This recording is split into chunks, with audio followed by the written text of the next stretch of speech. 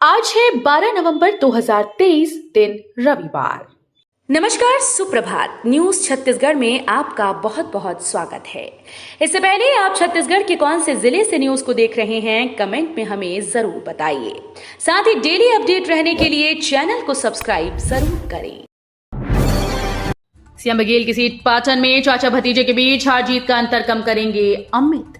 मुख्यमंत्री भूपेश बघेल की परंपरागत सीट दुर्ग जिले के पाटन में इस बार का चुनाव बहुत ही रोचक होने जा रहा है। दरअसल यहां से भाजपा ने रिश्ते में मुख्यमंत्री के भतीजे लगने वाले सांसद विजय बघेल को एक बार फिर से मैदान में उतारा। पाटन से इन दोनों के बीच ये मुकाबला होते आया है। 2008 में विजय ने भूपेश पर जीत भी दर्ज की, लेकिन इसके अलावा हर चुनाव में वे हारते रहे। वहीं इस बार पूर्व सीएम अजीत जोगी के बेटे और जनता कांग्रेस छत्तीसगढ़ के प्रदेश अध्यक्ष अमित जोगी भी यहां से चुनावी मैदान में हैं। मुंगली में 13 नवंबर को पीएम मोदी की रैली, जनसभा को करेंगे संबोधित। बिलासपुर संभाग क्षेत्र के मुंगेली विधानसभा में प्रधानमंत्री नरेंद्र मोदी 13 नवंबर को जनसभा को संबोधित करेंगे। पीएम की रैली सुबह 11 बजे बछेरा बाईपास रोड के पास होने जा रही है। प्रोटोकॉल के हिसाब से 11 बजे से 11:40 तक का समय निर्धारित है। उसके बाद चुनावी सभा के लिए महासमुंद जाएंगे और वहां आम सभा को संबोधित करेंगे। प्रधानमंत्री की आम सभा में मुंगेली, लोरमी, तखतपुर, बिल्हा और नवागढ़ के भाजपा प्रत्याशियों को जिताने की अपील करेंगे। मुंगेली विधानसभा से पुन्नूलाल मोहले, लोरमी विधानसभा से भाजपा प्रदेश अध्यक्ष अरुण साव, तखतपुर विधानसभा से धर्मजीत सिंह चुनावी मैदान में हैं। सरकार में कांग्रेस या भाजपा, बजट का 35% धान खरीदी पर होगा खर्च। छत्तीसगढ़ के चुनावी रण में कांग्रेस भाजपा के बीच घोषणाओं की होड़ ने राज्य बजट को चुनौती दी है। स्थिति यह है कि दोनों में से कोई भी सरकार बनाए, अकेले धान खरीदी पर करीब 45,000 करोड़ रुपए का भुगतान करना होगा, जबकि चालू वित्तीय वर्ष में अनुपूरक को मिलाकर राज्य का बजट 1.27 लाख करोड़ का है। दीपावली की रात बिलासपुर में काली पूजा की परंपरा। कार्तिक अमावस्या पर दीपावली मनाने के साथ मध्यरात्रि मां काली की विधि विधान से पूजा की परंपरा है। बिलासपुर में 100 वर्षों से इस परंपरा का निर्वहन किया जा रहा है। प्रारंभ में दुर्गा पंडालों में मां काली की प्रतिमा स्थापित कर पूजा अर्चना होती थी। बाद में रेलवे परिक्षेत्र के कालीबाड़ी में बंगाल की तर्ज पर पूजा होने लगी। कार्तिक अमावस्या तिथि के महानिशा काल में भक्त मां काली का पूजन धूमधाम से करते हैं। कालीबाड़ी और पंडालों के अलावा अब सरकंडा स्थित मुक्तिधाम, विनोबा नगर, हेमू सहित कई क्षेत्रों में पूजा होने लगी है। छत्तीसगढ़ के रायपुर की दक्षिण सीट पर होगा जोरदार मुकाबला। छत्तीसगढ़ के रायपुर की चारों विधानसभा सीट्स में से सबसे हॉट और रोमांच वाली सीट इन दिनों रायपुर दक्षिण बन गई। चाहे कांग्रेस पार्टी हो या बीजेपी, दोनों ही राजनीतिक दलों द्वारा इस सीट के लिए एड़ी चोटी का जोर लगाया जा रहा है और पूरा दमखम लगा दिया गया। दोनों ही पार्टी द्वारा किसी भी प्रकार से कोई कोताही नहीं बरती जा रही। बीजेपी से जहां लगातार 7 बार के विधायक मैदान में हैं, वहीं कांग्रेस से महंत राम सुंदर दास कांग्रेस में हैं। सियासी दलों के वादों पर बिछी छत्तीसगढ़ की चुनावी बिसात।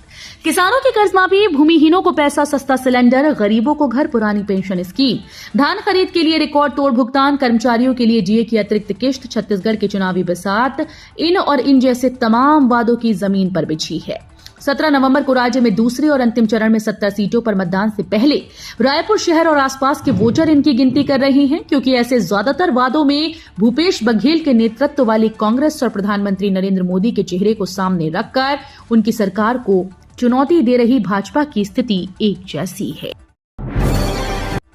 राजनाथ सिंह बोले, अगर बीजेपी सत्ता में आए तो जबरन धर्म परिवर्तन पर लगेगी रोक। सरगुजा जिले के सीतापुर विधानसभा में चुनावी जनसभा को संबोधित करने के लिए देश के रक्षा मंत्री राजनाथ सिंह पहुंचे। उन्होंने पूर्व सैनिक भाजपा प्रत्याशी रामकुमार टोप्पो को विधानसभा चुनाव में भारी मतों से जिताकर विधानसभा भेजने के लिए जनता से अपील की।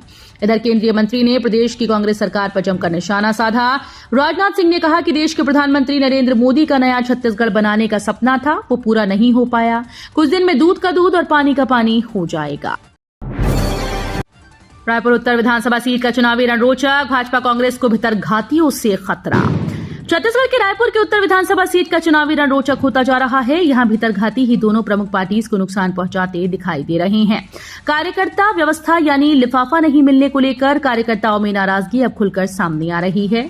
हालात ऐसे हैं कि भाजपा से टिकट की दावेदारी करने वाले उम्मीदवार गुपचुप तरीके से पार्टी के बजाय कांग्रेस को फायदा पहुंचाते दिखाई दे रहे हैं। धनतेरस पर एटीएम ने किया त्रस्त, आज से 2 दिन बैंक बंद। त्योहारी सीजन में यदि आप नकदी नहीं रखे हैं तो बड़ी समस्या आ सकती है। न्यायधानी के विभिन्न बैंकों के एटीएम ने धनतेरस पर ग्राहकों को खूब परेशान किया। एसबीआई, पीएनबी सहित ज्यादातर बैंकों की एटीएम मशीन में पैसा नहीं उगला। सर्वर में दिक्कत के चलते ऑनलाइन यूजर्स भी परेशान हुए।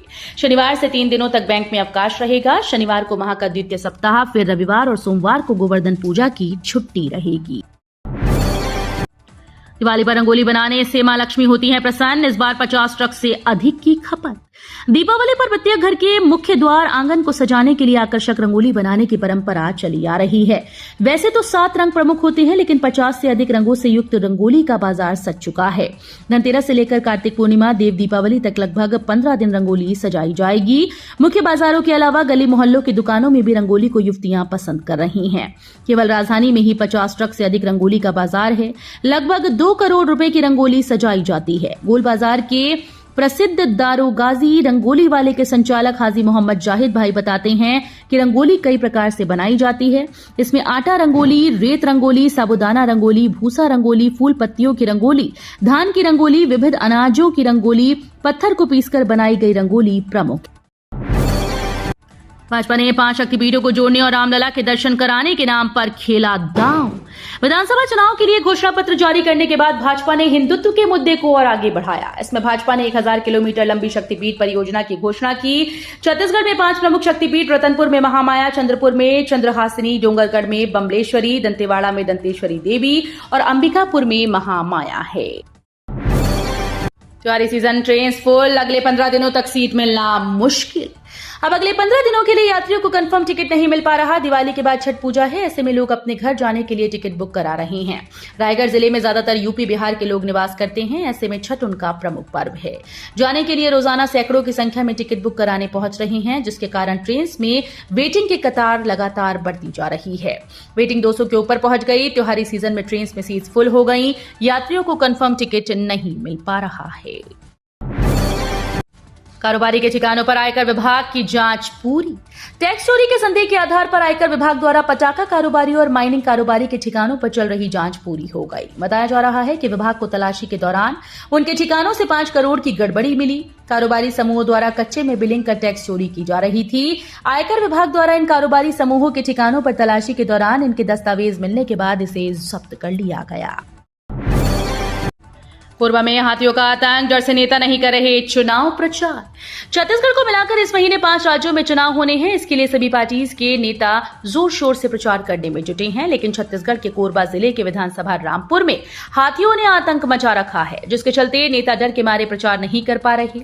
बताया जा रहा है कि क्षेत्र में हाथियों से नेता और लोग इतने खौफ में है कि शाम को अंधेरा होने के पहले ही प्रचार थम जाता है और लोग भी घर से बाहर नहीं निकलते। यहाँ पर हाथी सड़क पार करते हुए आसपास में घूमते रहते हैं।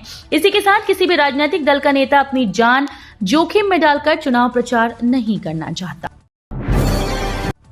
छत्तीसगढ़ में बदलेगा मौसम, 2 से 3 डिग्री तक गिरेगा पारा और बढ़ेगी ठंड। आने वाले दिनों में प्रदेश में ठिठुरन थोड़ी बढ़ने वाली है। मौसम विभाग का कहना है कि रविवार से न्यूनतम तापमान में गिरावट शुरू हो जाएगी और ठंड बढ़ेगी। न्यूनतम तापमान में 2 से 3 डिग्री सेल्सियस तक की गिरावट आएगी। मौसम विज्ञानियों का कहना है कि पिछले वर्ष की तुलना में इस वर्ष ज्यादा ठंड पड़ने की उम्मीद है। शुक्रवार को प्रदेश भर में डूमर बहार सबसे ठंडा रहा। कृषि विज्ञान केंद्र डूमर बहार में न्यूनतम तापमान 13.9 डिग्री सेल्सियस दर्ज किया गया। मौसम विज्ञानी HP चंद्रा ने बताया कि उत्तर से ठंडी हवाएं आ रही हैं।